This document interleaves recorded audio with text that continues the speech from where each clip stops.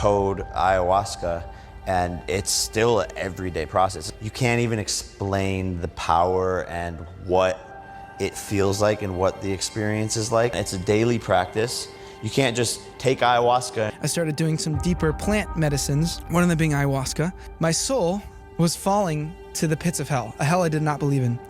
As I hit the ground in hell, I was surrounded by hundreds of thousands of demons who were mocking me and laughing at me and torturing me. And the lady running the thing kind of goes and grabs my hand and she goes, you know, I can't let you leave. And I literally see like this demon over her eyes. I'm like, I see the devil in her eyes. Jake Paul is now doing ayahuasca and it seems like he's addicted. Shout out to Isaiah Robin for posting this. I think this is just super wild and crazy, and I think this is a lesson for all of us to learn to stay away if you think this is going to truly fulfill your life. So let's get right into it.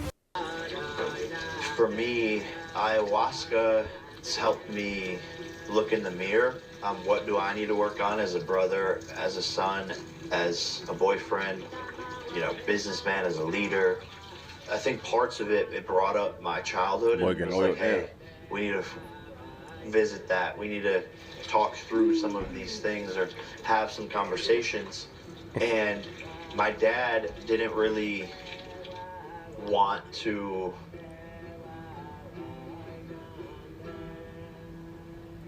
look at his own, so I think ayahuasca can help open him up. Well, that's crazy. Have you ever heard of therapy without doing those ayahuasca trips causing you to go crazy, causing you to get dependent on that in order for you to find meaning and purpose, to figure out what's going on in your life? That's another way to, I would say, open yourself up to demonic influence. It's dangerous, guys. And don't think of this as a normal thing. We've seen other people explain terrible things happening. We're going to go to Joshua Bassett explain what happened to him at the end of this when he did ayahuasca. Actually kicked this fight off was me taking ayahuasca about 2.5 years ago. So Jake Paul thought of fighting Mike Tyson on ayahuasca, and now he thinks, yeah, this is the way to, meditate, to understand, to heal, to grow. And I think that stuff's just gonna get you further and further away from God until you realize this is bad. Dude, what are you talking about, dude? Bro, kids started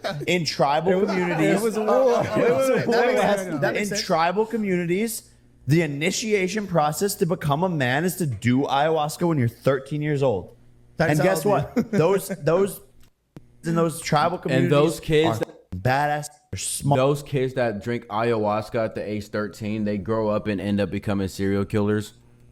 They work. They have a family. They're loyal. There's no Instagram. All that. That is humans. That is the way to live. And we've been stripped of that. We've been stripped of Yeah, and they have so many other problems. What makes you think that that's the way to live, though, Jake? Just because people have done it doesn't mean it's okay. There's a reason why people have grown. There's a reason why those tribes are not thriving as much as you like to think they are. We are as primates, and we are in this world where, people think you're cool because you wear a designer brand. I agree, Jake. You don't have to be cool to wear designer. That's about where you get that's where you find your identity is in Christ instead of ayahuasca. And you don't need all the designer clothes or stuff or whatever, because that's not what makes you cool in the first place. Ayahuasca doesn't do that, though. Here's another thing where he pretty much says that he's addicted. And that's where I was at, and that's why I found spirituality, found meditation, found breath work, toad ayahuasca, and it's still an everyday process. It's not like you just take ayahuasca and just. Where do you go and take it? Yeah, what is it? What is it? Like, I how did does it it in work? Costa Rica, actually, with Aaron Rodgers. We were there together for the whole entire week. And it's impossible to describe. My favorite tattoo on the back of my neck, I wish I could explain, just for so many reasons, but you can't even explain the power and what it feels like and what the experience is like. Words can't even describe it. It's life-changing though, and it's this almost manual into your own brain of what you need to do better in your life, and also the things that you are doing good and where you should pour more of your time into. That's deep. So you come to a realization, you're saying, of some sort. Many realizations. So if there's an answer you need, you go do that. You're gonna find that answer. Not always. Okay. Not always, but maybe the steps closer to that answer. And some of the answers are big, and some of the answers are small. And it kind of gives you a blueprint. And what happens is after you leave, you either choose to follow that blueprint or not. And that's the hard part. It's like, here's what you need to do. Here's the roadmap. But are you in? What are you gonna do? And it's like, That's crazy to think that you're going for some hallucinogenic drug type feeling to find a roadmap for your life. And we're going to be watching Joshua Bassett talk about what happened to him when he did ayahuasca. to the gym with this stuff, man. It's a daily practice. You can't just take ayahuasca and your life's fucking good and changed. It's seriously just a game plan. It's like going to the gym. You have to tap in every day. I meditate every day. I do breath work every single day. And then I'm going back to do more ayahuasca. I'm going back to do more I'm going back. So he does. How often does he do ayahuasca? He's saying it's a daily thing, but I doubt he's doing it every day. I think that would be too much, but still. Continue doing these things to further myself down that path. The very fact that I am here before you, like talking about Jesus and like believe in Jesus, like is a testament to the fact that there might be something there, because I was so vehemently opposed. Yeah, dude, I know. Bro, you were on this couch. I mocked God on this couch, bro. Literally in the exact same That's what I'm seat. saying. Like, that's crazy. For me to be the person here talking about Jesus, I was like, I'm the last person I would expect. So that's already just like insane. And a lot of people think that I was brainwashed. They think that I went to some service and I was convinced. And that I've lost my mind. And it doesn't help that I've kind of gone off grid for a little bit and kind of been in the dark, just healing and going through a lot of different stuff, because people will kind of fill in the gaps and they think, oh, they must have converted him, or they must have brainwashed him. They must have. I gotta say also, you went were to on a ayahuasca. healing journey even when we met. Yes. Right? Like you were seeking healing, 100%. like treatments in a bunch of different ways. Yes. I mean, dude, rightfully so. Like, Yeah. you know? Well, so this is the other thing that's crazy. And then I'll get into the story of how I got here. But I spent my entire life seeking truth, trying to find peace, knowing that peace is out there, but not feeling it inside of myself, wanting to find love, trying to understand the mysteries of the universe, right? Like very spiritual, always seeking, always reading. And most of the people in my life were pretty supportive of that path until I actually found the peace I was looking for in Jesus. Then I was crazy. And then it was like, oh, okay, no, he's lost his mind. And it's ironic because I'm like, I get it. Because if you were to come to me 2 years ago and say, hey, man, that peace you're looking for is actually found in Jesus, I'd be like, you're insane. You're wrong. Get out of here. Wow. My dad would always try to call me and try to tell me. And I'd be like, I don't want to hear it, Dad. Like, I just didn't want to hear it. And now I'm like, I'm so thankful. So anyways, all that to be said, yes, I've been on a spiritual journey. Basically, I don't know what I can say, but I think I'm just going to do it, because why not? Why am I here if we're not going to be vulnerable and honest? So Thank you. I struggled a lot with addiction, and there were a lot of different paths that I took. I would do, again, I'm just going to say it, but I would do like magic mushrooms. I would frequently go to the beach and try to have these experiences and try to understand the truths of the world. I started doing some deeper plant medicines, one of them being ayahuasca. Yeah, as you might be familiar with. Dude, I remember you wanted me to go with you. There you go. He did ayahuasca, and this is what causes him to become a Christian, because of the dramatic experience. I know, and I'm so glad you didn't, and I'll explain why. So I never told you about this. I don't think so. Bro, I'm so glad you didn't go. So I've done a few of these things at this point, probably like 25. Like I was really on the path to learning. Not ayahuasca, but just other things. Yeah. Okay. So I did ayahuasca one time, and you're like asleep the whole time, right? And you're going, and I by the way, I do not endorse this at all. I'm vehemently opposed to this. Please do not take this and think I should try it. I'm actually begging you, anyone listening to this, please look into it. Do not do it. And I'll explain why. So second time I did it, normally you're asleep, but this time I woke up.